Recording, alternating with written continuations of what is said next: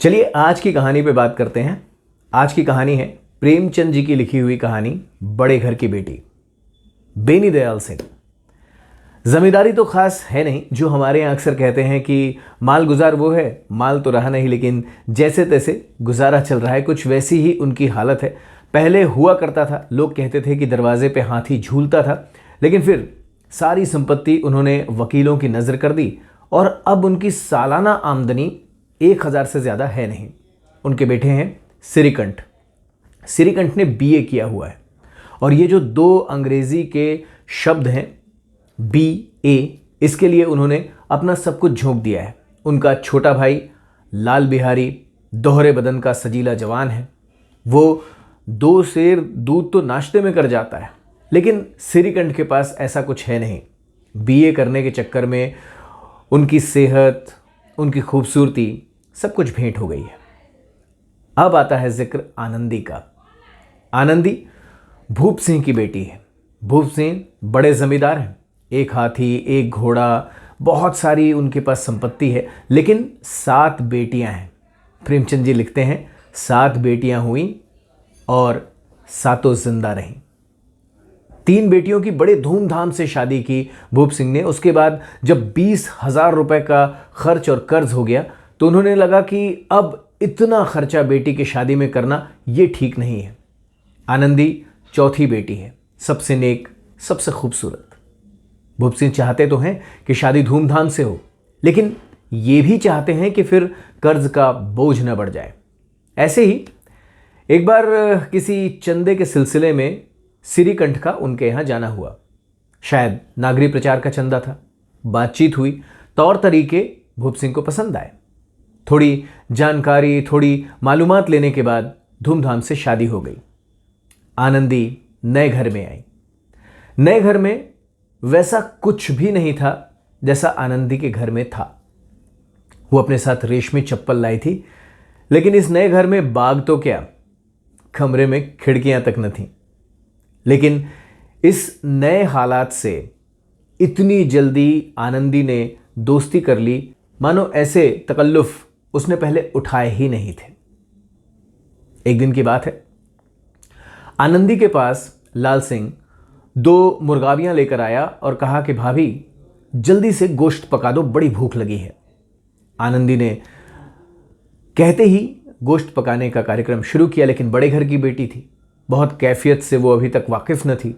हांडी में देखा तो बस 1 पाव घी रखा हुआ था। उसने वो सारा गोश्त में डाल दिया। लाल बिहारी जब खाने को बैठा तो उसने देखा कि दाल में तो घी है ही नहीं। उसने भावत से पूछा कि दाल में घी क्यों नहीं छोड़ा।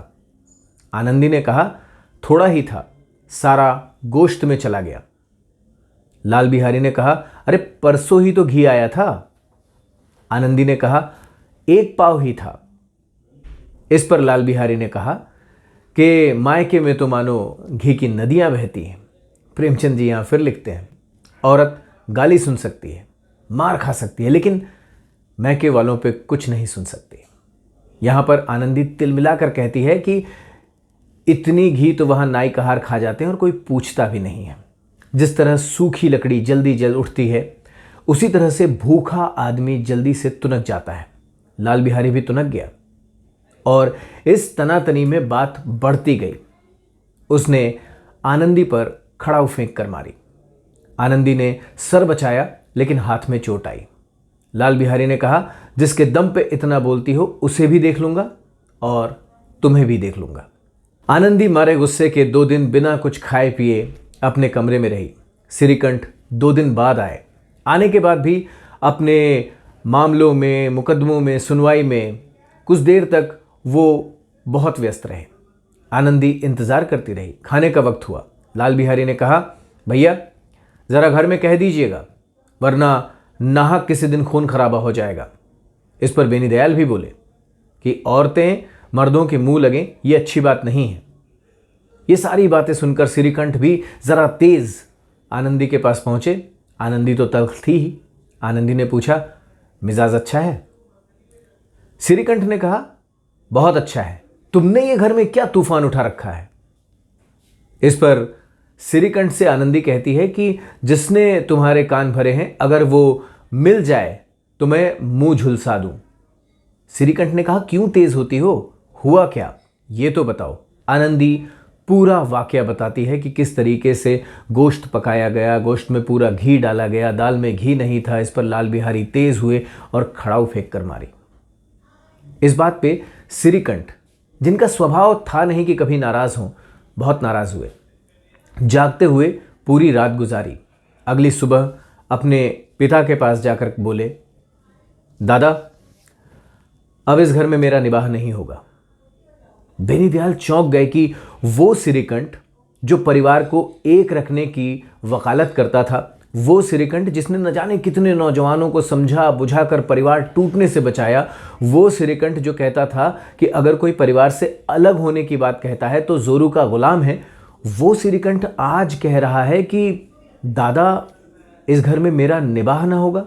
घबरा कर बोले, क्यों, क्या हुआ? इस पर सिरिकंठ ने कहा कि आपके घर में औरतों पर खड़ाऊ जूते चलते हैं, ये बात बर्दाश्त नहीं की जा सकती है।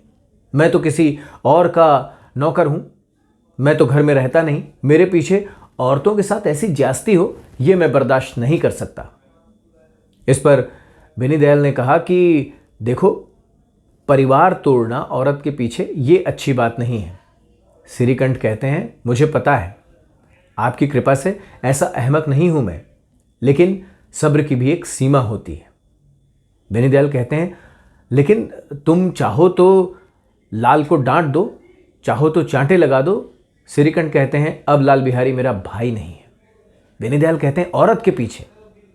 सिरिकंठ कहते हैं, नहीं, उसकी गुस्ताखी की वजह से। इस समय गांव के कुछ और लोग आके उनके अरसे बैठ जाते हैं।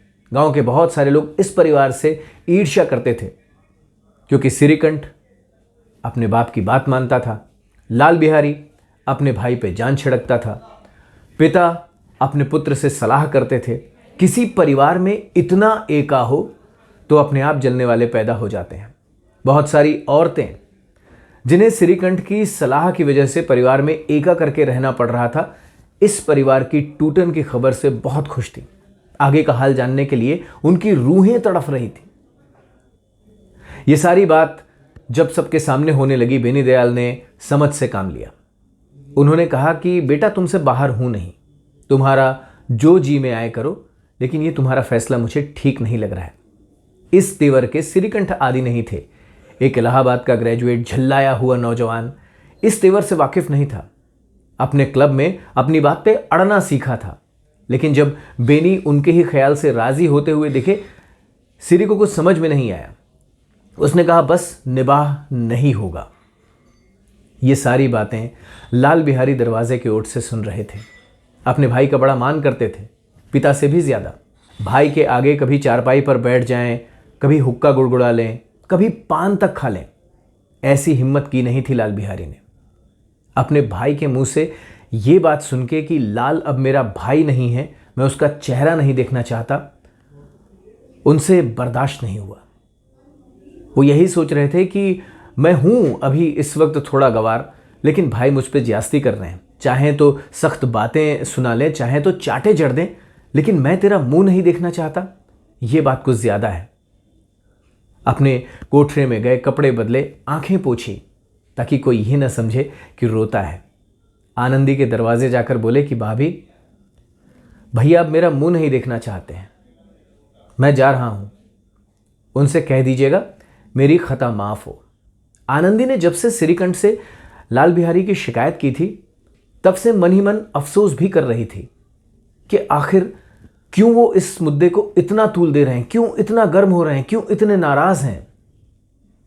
और उस पर जब लाल बिहारी ने यह कहा कि मुझसे खता हुई, कहा सुना माफ कीजिएगा, तो आनंदी का मन का मैल मानो धुल सा गया, वो भी रोने लगी। प्रेमचंद जी लिखते हैं कि मन के मैल को धोने के लिए आंसुओं से बेहतर और कोई चीज नहीं है।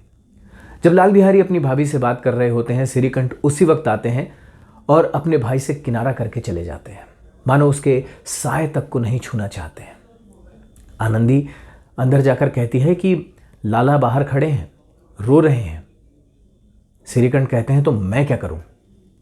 आनंदी कहती है, अंदर बुला लीजिए, बाद में बड़ा पछतावा होगा कहीं चले गए तो। सिरी नहीं उठते हैं।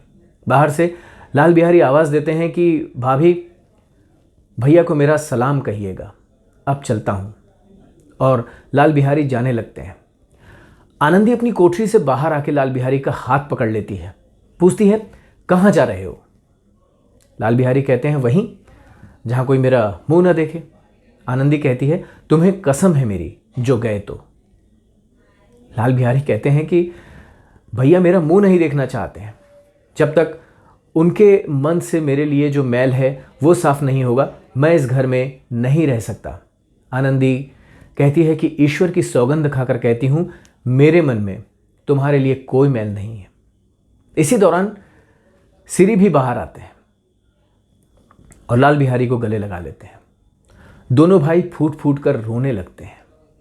यह पूरा वाकया बेनी देखते हैं, मन ही मन आनंदी को सराहते हैं और कहते हैं कि बड़े घर की बेटियां ऐसी ही होती हैं, बिगड़ता काम बना लेती हैं।